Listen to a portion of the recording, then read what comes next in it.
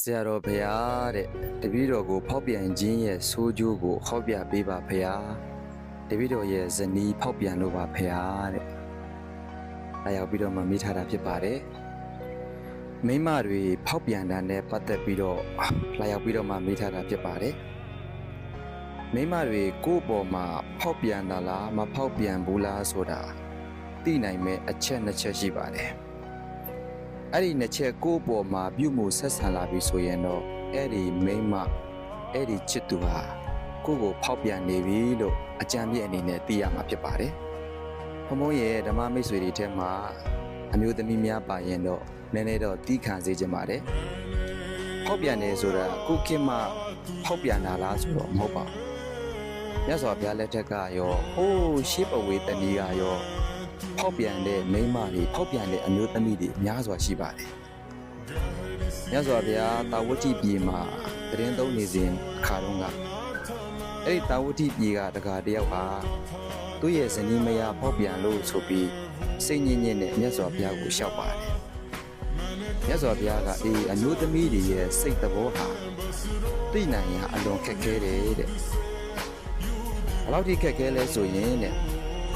ရေထဲမှာငါးသွားတာကိုမမြင်ရတယ်လို့ပဲ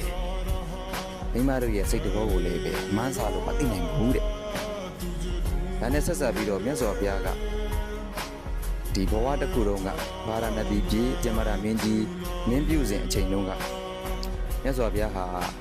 ဒီတပည့်တွေအကုန်လုံးကိုပညာသင်ပေးရတဲ့အတိုင်းလုံးကိုပညာသင်ပေးရတဲ့ဒိဋ္ဌပမောက္ခဆရာကြီးဖြစ်ခဲ့ပါတယ်အဲ့ဒီဆရာကြီးဖြစ်စဉ်အချိန်တုန်းကတိုင်းတစ်ပါးကလူတွေလာရောက်ပြီးတော့ပညာသင်ကြားကြပါတယ်။အဲ့ဒီပညာသင်တဲ့အထဲမှာတယောက်သောတပည့်ဟာဒိဋ္ဌပမောက္ခဆရာကြီးထံမှာချင်းကပ်ပြီးတော့ကျွန်တော်ကိုပညာသင်ပေးပါခင်ဗျာကျွန်တော်ပညာသင်ခြင်းလို့ပါဆိုတော့မဆရာကြီးကပညာသင်ပေးတယ်ပေါ့။အဲ့ဒီပညာသင်ပေးတော့ပညာသင်နေစဉ်အတွင်းမှာပဲသူဟာအဲ့ဒီဗာရာဏသီမြို့တဲကအမျိုးသမီးတယောက်နဲ့အိမ်တော်ကြပါတယ်။အိမ်အောင်ကြပြီးတဲ့နောက်ပိုင်းမှာဒီတပည့်ဟာပမောက္ခဆရာကြီးထံကို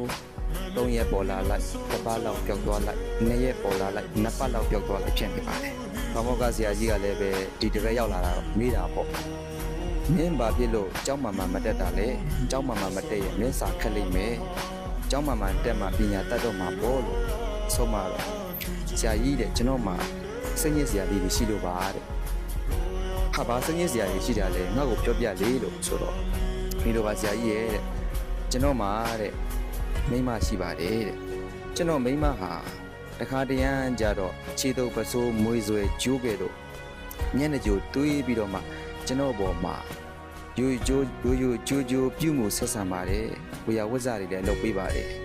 တခါတရံကြတော့ကျွန်တော်ကကျွန်တယောက်လို့သူကသခင်မကြီးလို့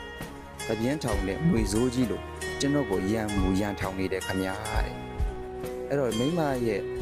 စိတ်တဘောကိုကျွန်တော်လည်းနားမလည်နိုင်တော့ဘူးဒါကြောင့်မို့ကျွန်တော်စိတ်ညစ်လွန်းလို့ဆရာကြီးကိုမလာပြစ်တာပါဗျာဆရာကြီးကျွန်တော်ခွင့်လို့ပါလို့ပြောပါတယ်အဲ့တော့မှ